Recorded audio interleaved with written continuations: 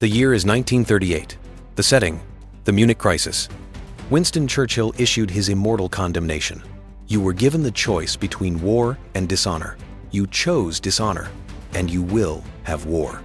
Today, Ukraine faces its own inescapable choice. With the sudden arrival of the Trump peace plan, President Zelensky says they are enduring one of the most difficult moments in their history, forced to choose between their war effort and the loss of dignity. What was Britain's backbone nearly a century ago? It was strategic breathing room. The UK possessed economic power and naval dominance. They simply needed time to rearm and consolidate their position. The irony for Ukraine today is brutal.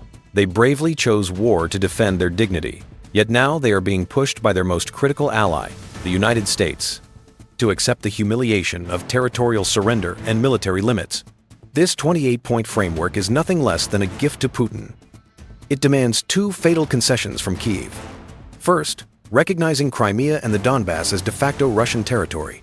Second, amending their constitution to swear off NATO membership and limiting their army to just 600,000 troops.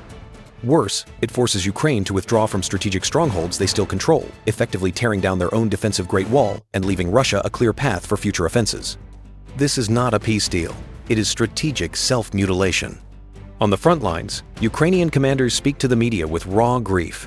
If we simply surrender this land, what were all those deaths for? What was the point of years of relentless shelling? This is the painful reality check of the war. Even though more than half of Ukrainians staunchly oppose territorial concessions, without crucial American support, this fight becomes very difficult. How treacherous is President Zelensky's diplomatic tightrope walk? After Trump accused him of zero gratitude, Zelensky immediately took to social media. It was a masterstroke.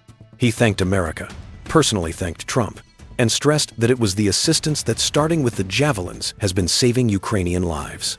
This passive gratitude is calculated diplomacy. He must maintain that essential lifeline to the U.S. while simultaneously vowing not to betray the national interests.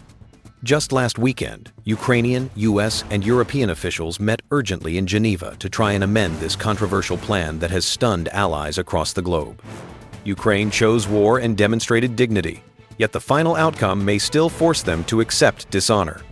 The critical question now is whether, with European support, they can negotiate Trump's poison pill into a guaranteed peace medicine. This contest of dignity versus survival continues.